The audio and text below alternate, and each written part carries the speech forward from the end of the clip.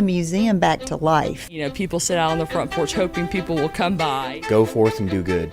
It's insane. I have the most understanding wife in the world. I treat everybody the same thing. Oh, that's the other thing I love about Marietta. It's like a melting pot.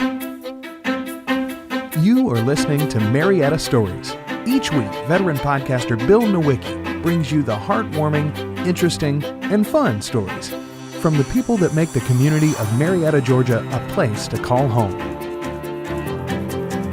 Here's your host, Bill Nowicki. All right, here I am in former Governor Roy Barnes' office, right here off the square in Marietta, and I want to talk to him about a lot of things. I want to start from Mableton. So you grew up in Mableton. I want to know about your dad, 7th grade education, all that. So tell us a little bit about your upbringing.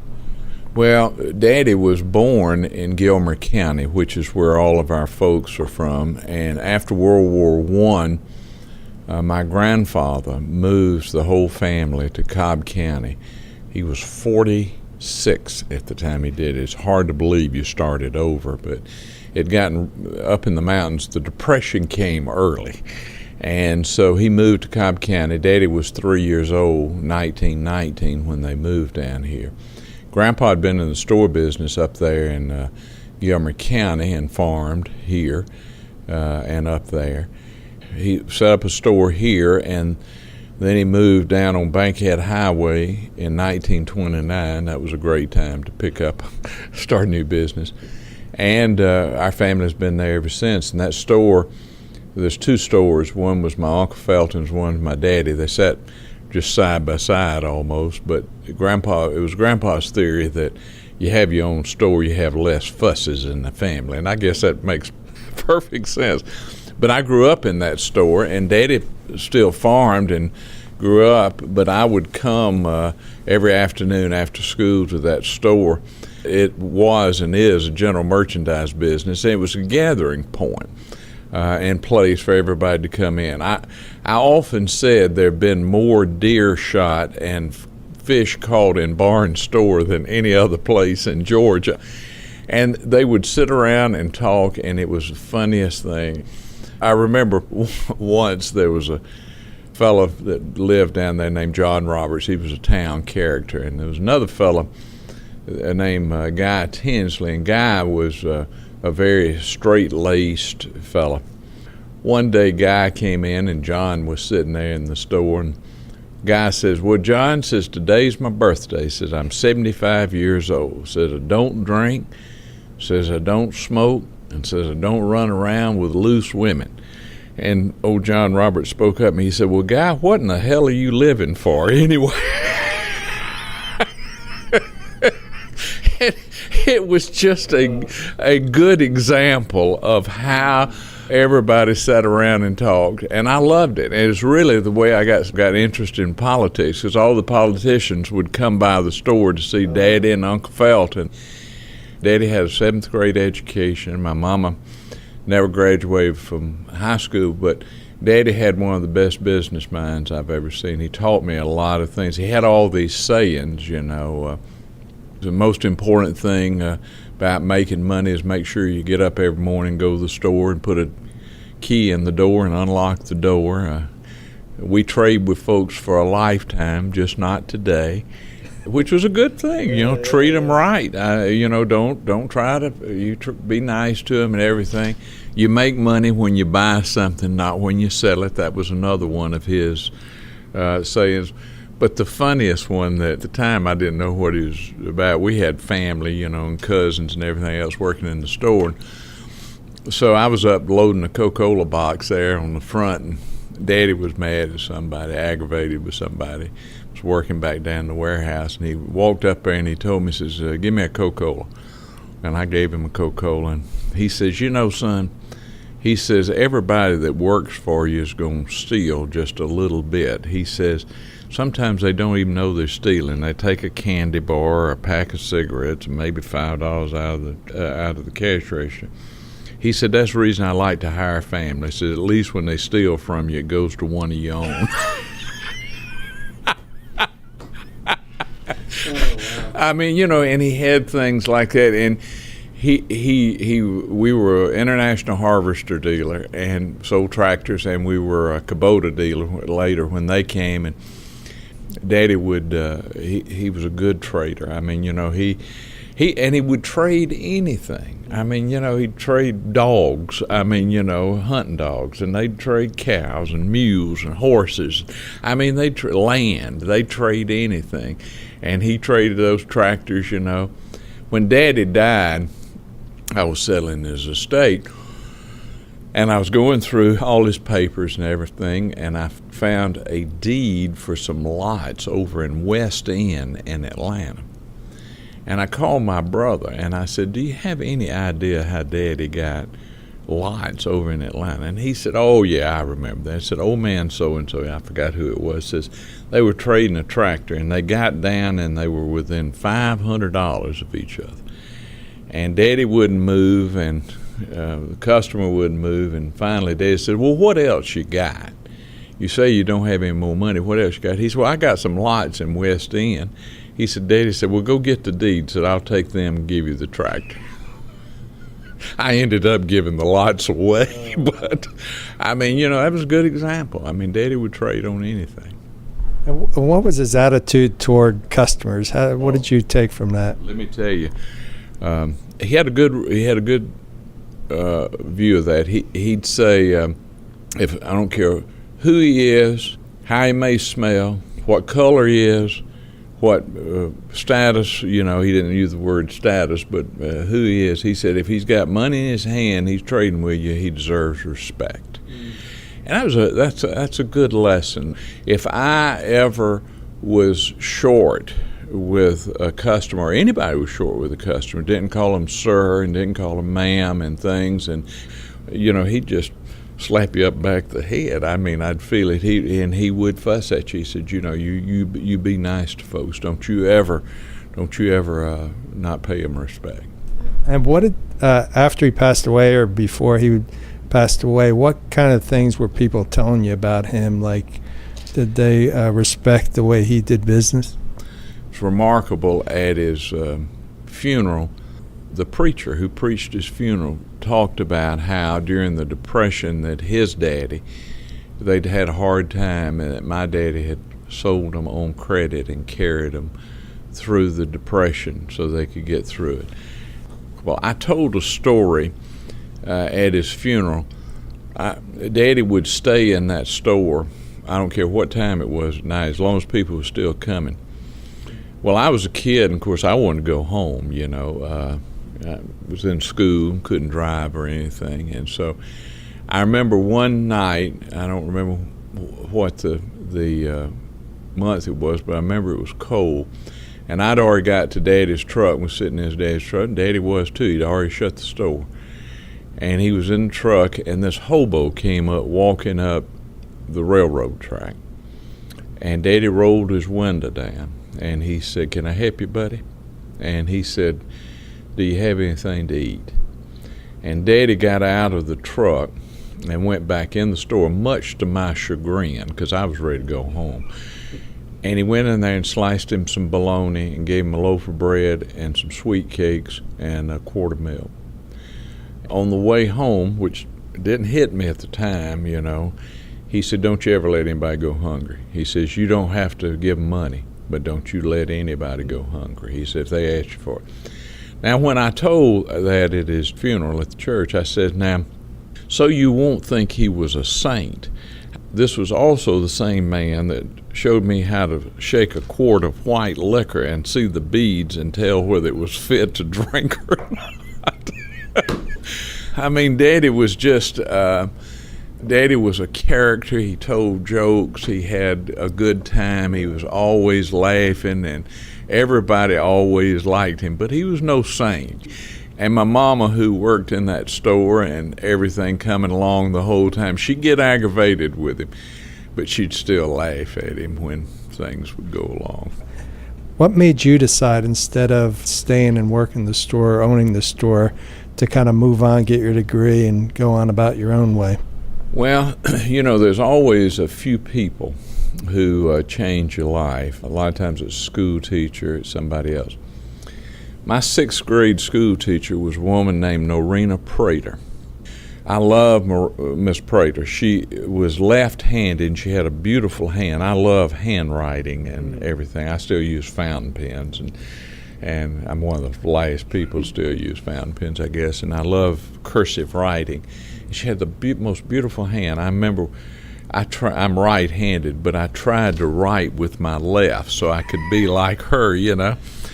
Well, you know, Mableton's a small town, and we didn't have libraries in Cobb County, but the bookmobile, they had a bookmobile that came and every Thursday afternoon and parked at the store, and folks would come in and, you know, bring their kids, you know.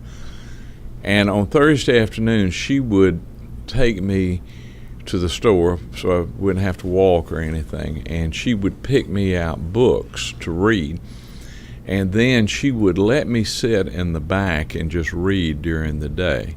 I was always good in school. I mean, she had, in the 6th grade, she had me reading Faulkner. I mean, you know, she would push me. And It's almost like a gifted program she put you in. Just put me back there in the back, you know, by myself, and I sat there and read. And she'd keep me after school on some afternoons, and she would asked me questions about what I was reading and all of that stuff. She loved my daddy, and her husband's name was Cecil. He worked at the railroad, and they farmed and had a bunch of cows, and I always liked cows and love farming. I've still got cows today, and so she always enjoyed, you know, her students. I ended up writing her will and settling her estate. She didn't have any children. She and Cecil didn't have any children. Norina Prater was a big influence in pushing me along. And then there was a lawyer that lived in a big house right behind the store named Harold Glore. And Harold was a law assistant to Judge Harold Hawkins on the Georgia Supreme Court. And Harold Hawkins, by the way, was from Cobb County. His home was up there on Church Street, the little big white columned house.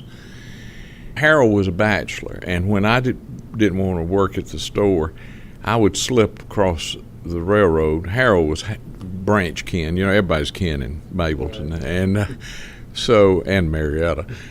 Harold would let me come over there and read, and Daddy would blow the horn when he was closing the store and let me go. And Harold told me one day, he said, he told me several times, you don't need to stay in that store. You need to go off to college, and you need to go to law school.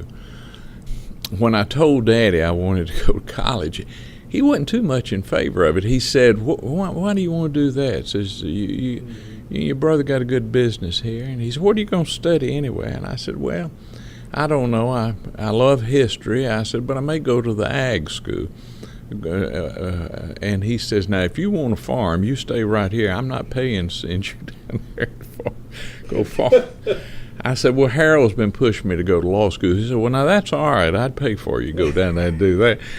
This is how sheltered we were. I mean, you know, we all worked all the time. I had never been to Athens, Georgia before I went to college down there. You know, it's only about 80 or 90 miles away. And when Daddy took me down there, that was the first time I've ever been to Athens, Georgia. And I'd never seen a college football game. I thought everybody fed the cows after school and then went to the store and worked. Yeah. And you worked all the time. And on Sunday you went to church. Sunday afternoon you went and cleaned up the store and get ready for the next week. You know, it blossomed me out. I mean, it was the change of my life, of course, going to college and being the first one to go to college. What was that moment like when you walked into the dorm or whatever and you saw those folks? Can you still picture it? Oh, I can. I had a boy from Mableton that went with me, Larry Allen. He's dead now, but I was best man at his wedding, and he was best man at mine. His didn't take, mine did. But Larry and I were in the sub-basement of Reed Hall. His daddy got sick after he'd been there about 3 or 4 weeks, and he went home, and I got a roommate from Dublin, Georgia, who came from a long family of doctors, and Carl Bedingfield, and Carl's a doctor today. But I met folks for the first time that were not from Georgia. I remember there was a boy from New Jersey. I brought him home one weekend, and it was a shock to his system and a shock to Daddy and Mama's system. Georgia was different at the time. There was no Catholic religion here. I mean, there was a few Catholic churches in Atlanta, but it was few. And really, they were discriminated against and felt against. But I remember when I told Mama, when I called home one night and told her that I'd met a boy from out of state and he was a Catholic, she was wondered if I was going to be safe, you know. It's hard to believe things like that now, but it was. And it was just a different time and a different place.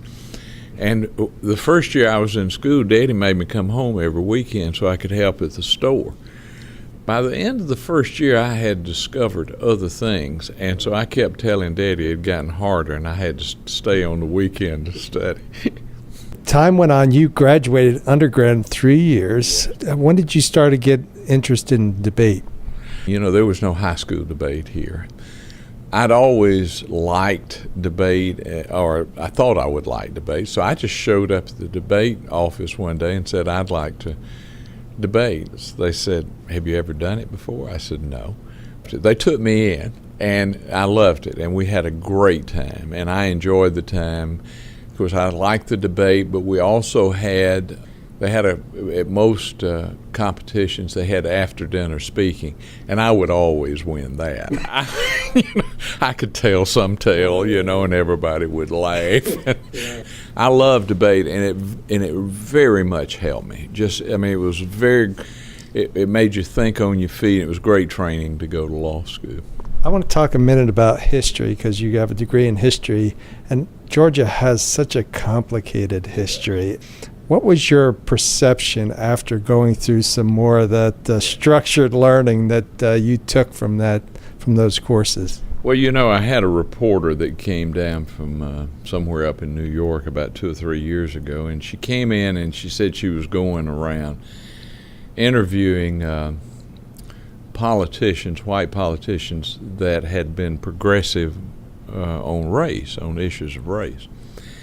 And she asked me, she said, "What was it in your background that made you progressive on the issue of race?" And I said, "Listen, I grew up like any other Southern kid." I said, "I was in high school before I knew that the South had lost the Civil War. I thought they'd won it all that time." I said, the way everybody talked. After I got to college and started in history, and I took some courses just beginning at the time, and African history, and learned the history of the great civilizations that existed there, and the bondage and the cruelty of slavery and things. It changed my outlook, and that was a gradual process, as you know, as you went along. Education will change your views if you accept the truth and not try to color it to your side. But I love history. I love Georgia history. It has bursts of progressive and reformist thought, and then it will fall right back into some of the darker ways of the South, and I'm sure of the nation. I've just never lived anywhere except in the South. So tell me about, you started law school. When did you meet Marie? Well, I knew Marie's daddy. He was the county engineer, and my daddy would have to go see him from time to time, you know, about a road or something. He worked for the state highway department, but back then Cobb County didn't have an engineering staff of its own, so the state highway department had an engineer that they kept in Marietta in the old courthouse, and now it's torn down now, which was a shame. But I knew him. I was acquainted with him, Albert Dobbs, but I met Marie on a blind date. She'd gone to Kennesaw for when it was just a junior college for 2 years, and then she came to the University of Georgia. And Carl Bedingfield, who's my roommate, we ended up rooming the whole time that we were in school together. And through the first year of my being in law school before I married Marie, Carl wanted to date a girl that was Marie's roommate. And she told Carl, says, well, I'll go out with you, but if you'll get Roy to take Mary. She's my roommate. Well, I met her on a blind date, and of course, Carl and Mary's roommate, they never got married or went further, but Mary and I hit it off right away because we had so much in common. We were from Cobb County. The Dobbs family is an old Cobb County family here.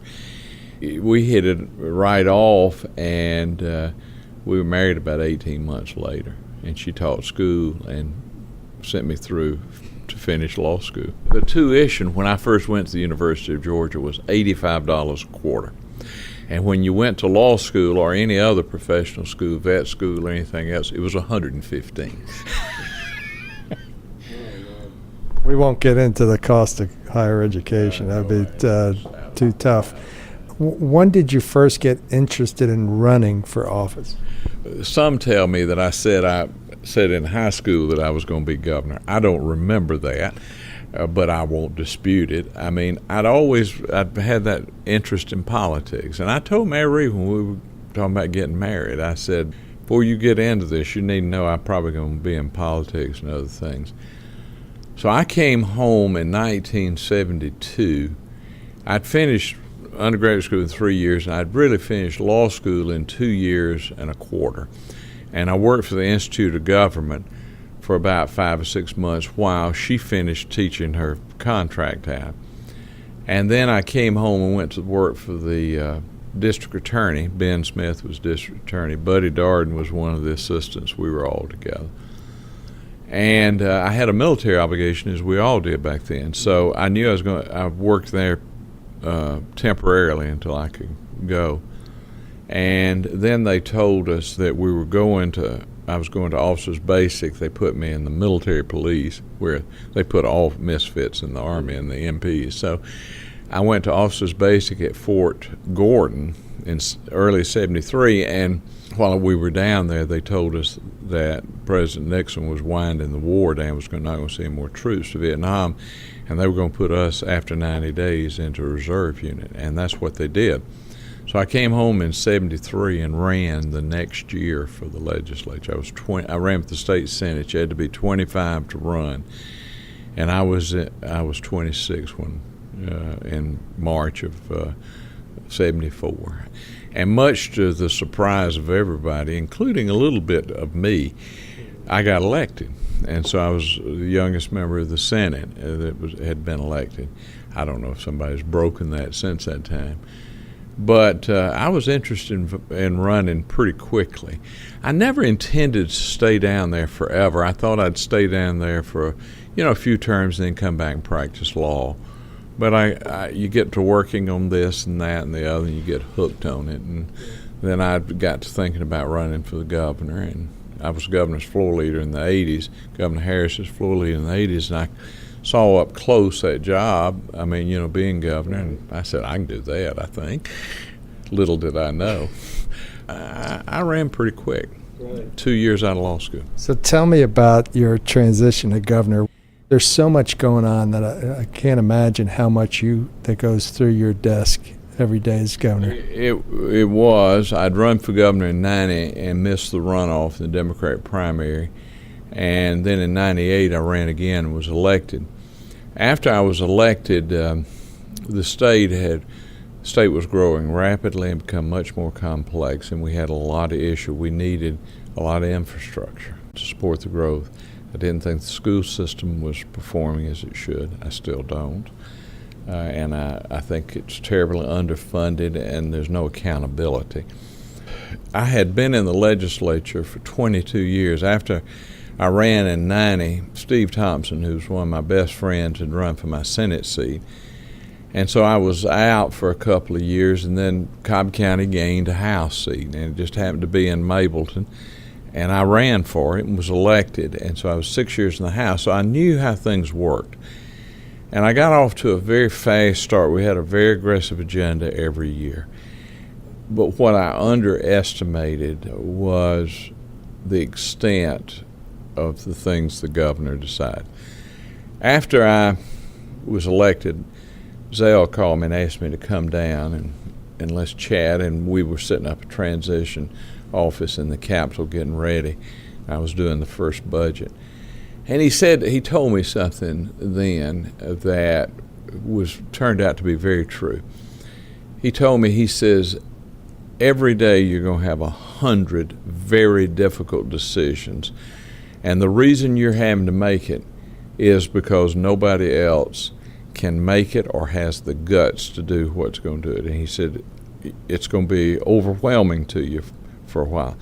I made it all right and made the calls and everything, because one of the things that I can't stand in political leaders is not being able to make a decision. They have to wait until they see how everything does, and you never get anywhere doing that. It was tough. I mean, I remember I'd been there just a few weeks. Of course, moved in the governor's mansion.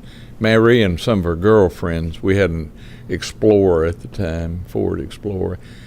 She packed up and our clothes and all, and moved into the governor's mansion. I told her it would look like the Beverly Hillbillies, with the rocking chair on top of the car.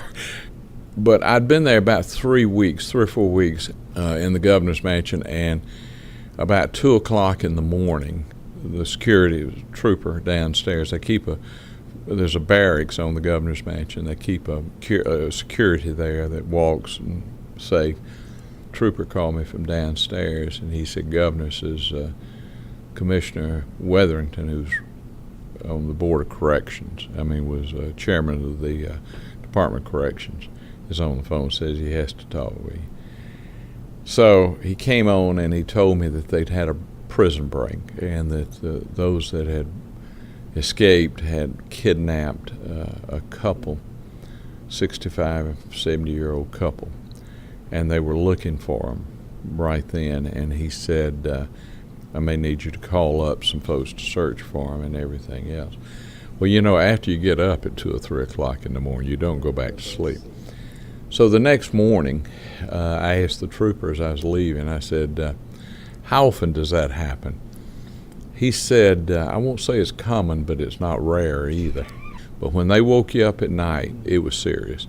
We had a tornado that hit down in South Georgia, had killed 9 people, as I recall, and they were wanting me to sign, do a emergency declaration and call up some National Guard to help. And I did. I got up, and they brought me the declaration. They woke up the legislative my lawyer, and I signed it. And as soon as it became light, I went down there and stayed all day. You don't realize it until you're elected and you're dealing with it every day. Tell me about it. A lot of people ask this question. I asked people what they wanted to know about, and they talked about the flag issue. Give the setup to that story and how it kind of came to a head when you were governor. Well, the last thing that I wanted to do was to get into a flag controversy. I did not get up one morning and say, wouldn't it be nice to change the flag? Because I knew that it touched on all of the issues in Georgia, race and everything else. The history of it was that, and this is one of the dangers of knowing history, the flag was changed, was not made that way until 1956, and it was really in reaction to the integration of the public schools, because in the same year they changed the flag, the General Assembly was passing bills to say that public schools should close if they are ordered to be integrated, and that any police officer that enforced integration, they were to lose their pension. Just one thing after another. If you recall, South Carolina was going through a controversy at the time about the Confederate flag. Governor Hodges over there had invited me to come over and speak to a group that he had, and I went over there and I spent the night in the governor's mansion with him. The trooper that was taking me to the airport the next morning, I told him, I said, I heard Governor Hodges up last night.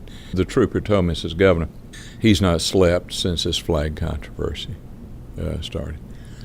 Hodges and I were big emailers. I kept a laptop on my desk and email. He sent me an email after I got to the governor's office, and he said, thank you for coming, you know, and all this stuff. And I sent him an email back. I said, tell me about the flag. And he said, call me. And I called him. And he said, listen, I'm sitting in my office right now, and I'm looking out, and there's 10,000 people outside the Capitol. And he said, there's about half on one side and half on the other. I said, it has torn this state apart. And he said, you can't let this tear up Georgia. He said, it's coming to Georgia next.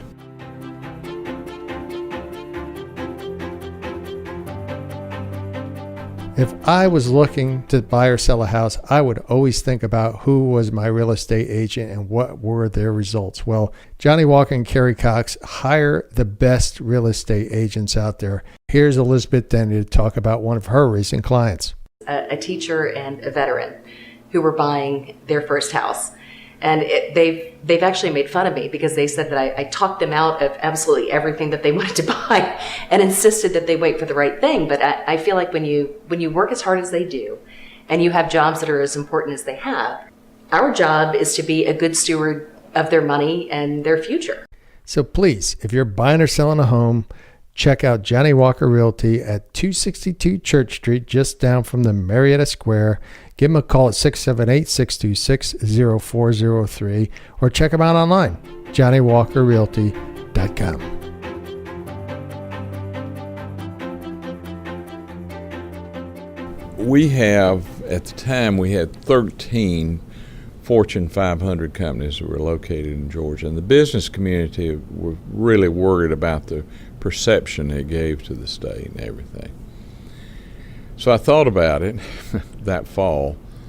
I cannot let this state get torn apart. And I knew that it was dangerous, politically dangerous. But, you know, I'm an optimist. And I said, well, if I do it and do it quickly and get over with it, maybe I can recover for re-election. My chief of staff he told me, he said, this is going to beat you. And I said, it may do it, but I said, I cannot let this state just be torn apart. And, of course, you kind of know the rest of the story. We did. It was a tough thing, but we passed it, and it changed. How did that, any stories there you'd like to share? Listen, I used every tool at my disposal. I mean, it was all that we were concentrating with. I'd bring legislators down, and they'd open the door. Well, the first place, legislators got where they couldn't even find them. And I found a bunch of them in the bathroom in the legislature, and I had one of my floor leaders, I said, you go in there and tell them if they don't come out and come down here to talk to me, I'm going to take the hinges off the door. So they got to come down.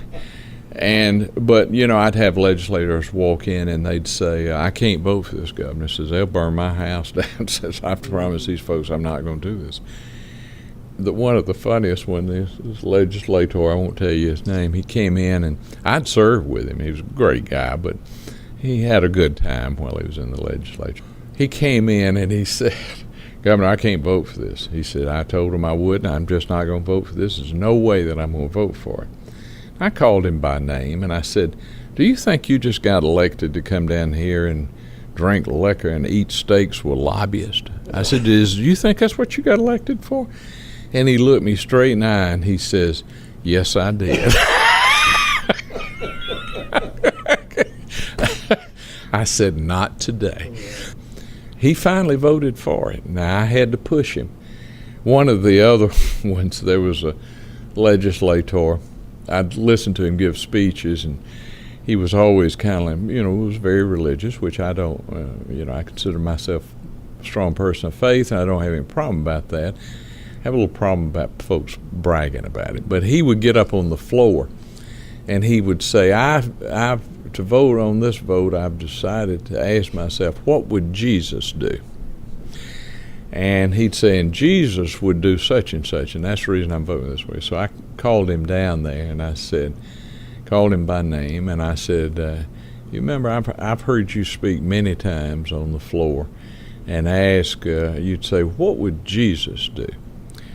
And I said, now, knowing the history of how this flag was put in, and it was put in for a racial purpose, and it symbolizes a bad time for us all when slavery was the issue. I said, what do you think Jesus would do? And he said, well, Jesus would vote to change the flag. I said, well, I'm glad to hear that. He said, but Jesus is not running in my district next year. He didn't vote for it.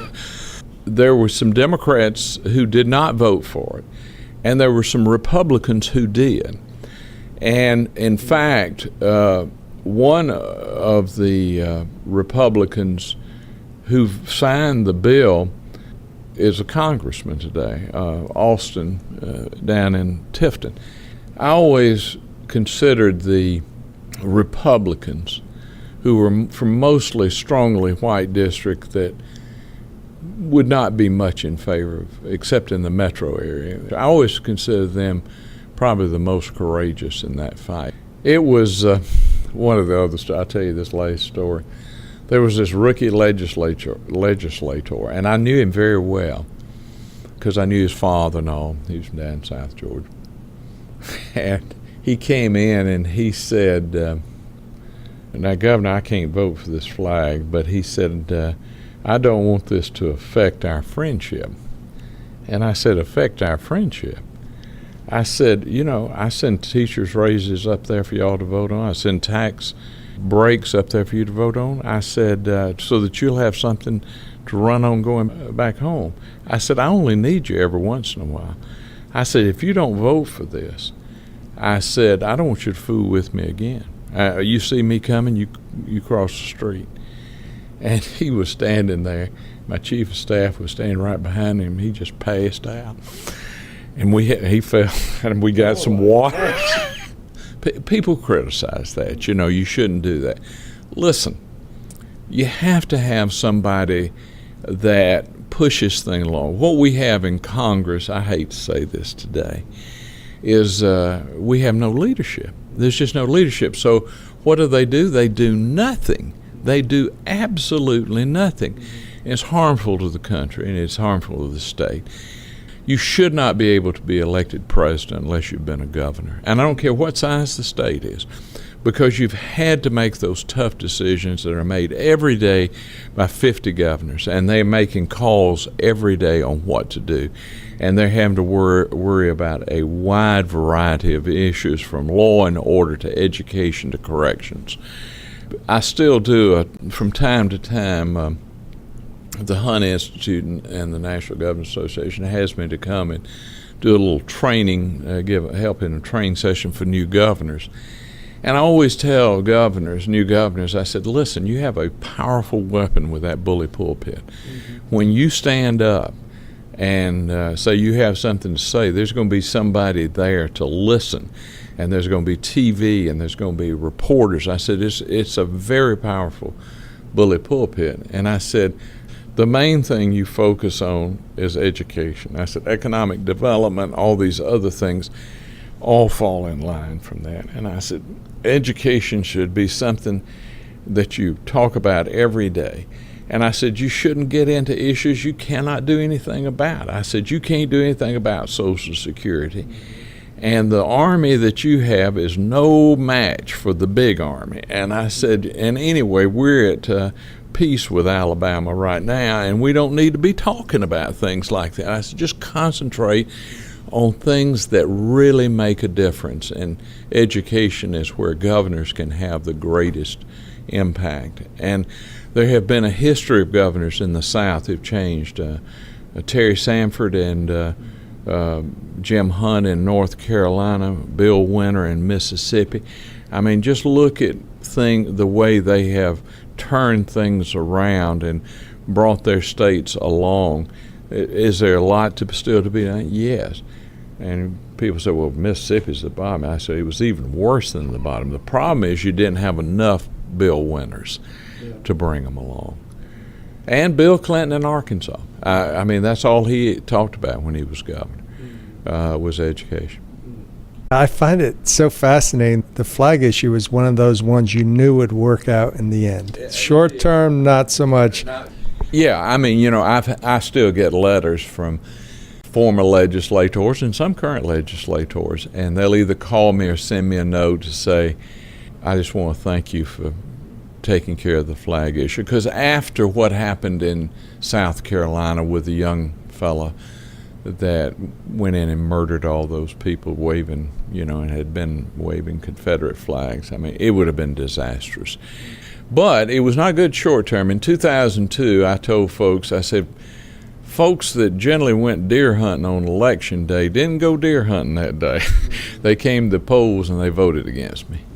I was philosophical about it at the time. I knew it was going to be a tough race. And about 3 weeks out, everybody else was surprised, but about 3 weeks I was polling every night. And I could see that it was going to be close or I was going to get beat, and I ended up getting beat. But something, politics, even though I loved every minute of it, politics was never my whole life. I had a law practice and I was in business and all of these other things. And I had decided a long time ago that if I ever got to be governor, I was not going to be one who sat around and did nothing. I was going to try to move the state and get us into the changes we need.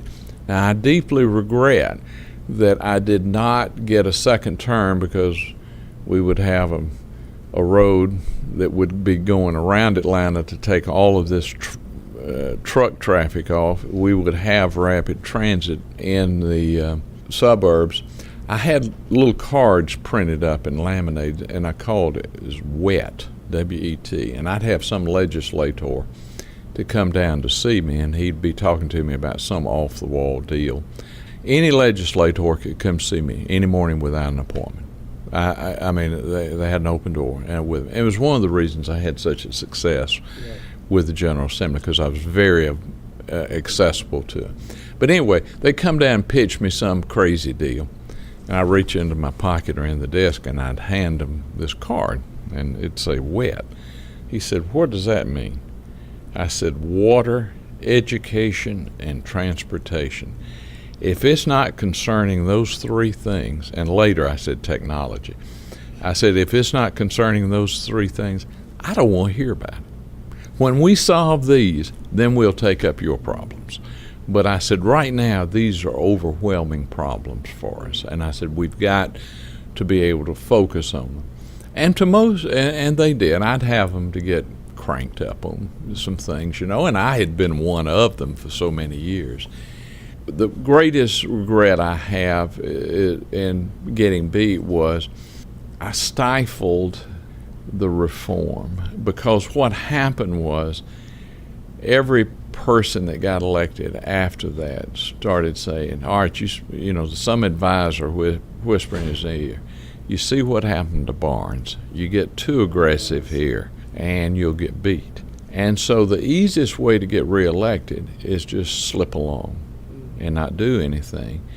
Give a few speeches and, take a lot of trips. I read the book Truman. Yes. And he talked about having the best interests of the country, the office of the presidency, and then himself in that order.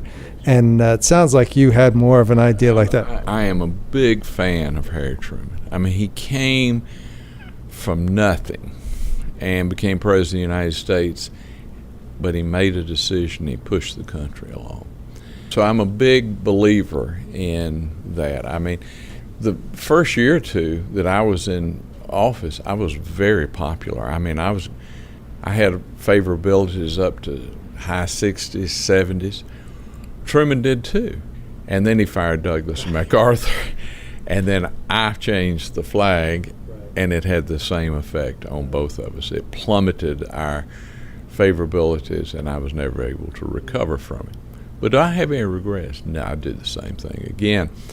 I hope that we have a new growth of young folks that are more involved, and we have. In this year, we've seen a galvanizing of young folks, and I believe that they are going to change politics in this country.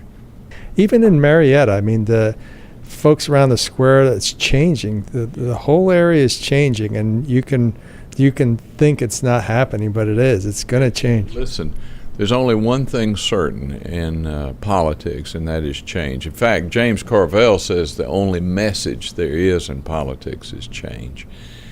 Carvell ran Zell's race against me in 1990, and I got to know him, and man, he was good. And then he and I became friends. And I still talk to him from time to time, and he can turn some of the funniest phrases I've ever heard. One of my favorite with him, he was talking about Pennsylvania. And he says, let me tell you about Pennsylvania. He says, Pennsylvania's Philadelphia at one end, Pittsburgh at the other, and Alabama in between. I like humor, and I like wit, and he is a witty guy and very, very smart. And, he and Mary Madeline, how they have stayed married is beyond me. Let's shift gears here. We had a few questions from folks that live in Marietta. One of them is Marie's decorations. How did that come about? So folks really want to know. Yeah. Mary loves Christmas. And so you should have seen the governor's mansion when we were down there. I mean, prisoners work in the governor's, they keep the grounds and all. And I told Mary, I said, well, they're going to put more folks in jail for you to get all these decorations up. But anyway, Christmas is always a big thing. She loves Christmas. And then she started, after we started having grandchildren, she started decorating for the grandchildren. And that's what it became. And now, as she says, she's kind of trapped. Right now we're in the Easter, we have in front of the house, and with the crosses and the bunnies and, different eggs out in the front and everything else. And we'll put 3 crosses up right before Easter. Well, she first does Valentine's Day and then St. Patrick's Day, but St. Patrick's Day was so close to Easter that she couldn't do it this year, so we had Easter. It'll next be Memorial Day, 4th of July, and then Labor Day, Halloween, and Christmas again. It's become a full-time job, just about. She was moving boxes around of decorations when she was doing the Easter and slipped and fell in the basement and cracked her knee, but she's okay now. But I am amazed. Of course, she does it for, like I say, still for those grandkids. But I am amazed at how many people, I go out to Waffle House and so we can always tell what season it is, Right. Well, it's mixed. A lot of people really like it. Other people not so much. Oh, yeah. Tell me about Barnes pipe tobacco. I'm getting all kinds of dirt on you. You sure are. Well, I love my pipe. All lawyers do is sit around and read, and a pipe is just a great comfort. I'll smoke a cigar every once in a while. I never have been big on cigarettes, but I love my pipe. In politics, you're not supposed to smoke at all, but I still love my pipe, and I keep it over there every day. And the tobacco, I just kind of mix it up. I go to the tobacco store and I mix a little of this, and I can smell it and tell you what I want. So. Well, they said that one of the stores actually carries the. They call it Governor's Blend, and so they go in, and they'll have it Governor's Blend. Okay, well, cool. Talk a little bit about teaching Sunday school, because some folks were students of yours in Sunday school. They were. Mary and I taught early, that is young folks, 3rd or 4th grade, and then I taught with Bob Christopher for years, the 6th grade. This United Methodist Church, correct? Methodist Church, yeah. Now I swap off teaching some adults. I'll teach a few Sundays, and then at different places. Then I'll come back. I'm teaching in April on the Apostle Paul. I was raised a typical Southerner. You went to church every time the door opened. And if I don't go to church on Sunday, and if I don't go to Sunday school on Sunday, I feel my mama loaded me up with enough guilt to last for a lifetime if I'm not at church and Sunday school. I think that faith is a very important part, and the pure faith of taking care of those who are hungry, taking care of those who are disabled, living in the shadows of life. We started in our Sunday school class years ago what is now called MUST. I'm on the board at MUST, and in fact I had a meeting today, and it is a very important part of our lives, Mary and our lives, is that church. And I love that church. Well, I met Beverly McAfee, and she can tell some great stories. Yeah, she's in my Sunday school today, and she and Don, are some of my oldest friends, and I love Beverly. Story about, I guess it was she was looking for money to put up that, they have the park and all that, United Methodist Church, and someone had challenged her plan saying, we're going to get homeless people hanging out here, and I think she asked the question, what was Jesus' address? She goes, Main Street, Nazareth, or what? And I just got the biggest kick out of that. She's got a powerful personality. She's got an overwhelming personality. You know what I tell people about if Beverly calls you and asks you to do something or to give money to some cause, go ahead and do it, because she's going to worry you to death until you do it anyway. But I love Beverly McAfee, and I loved her husband, Don. He's dead now, but Beverly's got it right, and we always say, well, those homeless folks and all this. Let me tell you something. That's who Jesus told us to take care of. A lot of them could help it. Everybody says, well, they could get a job. Well, some of them could, but most of them are a victim of circumstances. I'm not going to answer for that. I'm going to try to take care of them. It's like my daddy told that story with that hobo coming up the railroad. Don't let anybody go hungry. Now, those stories that continue that thread through your life, and here you are at 70 years old, and you still recount those for me. I was 9 or 10 years old when that happened, and you don't realize it at the time. It's things that you think about later that have changed and formed your life. When you get to be my age, you kind of start taking stock. Do I have regrets? Well, everybody has regrets that they have, but I've always been pretty blunt. And for politics, that was not a great thing every once in a while. My media consultant, Raymond Strother, he'd look at polling and he'd say, people either love you or they hate you. And I said, yes, that's true. I said, and the reason is that people say, well, I'll vote for somebody even if I disagree with them. They won't. I mean, if you disagree with them, they'll find some other reason they don't like you.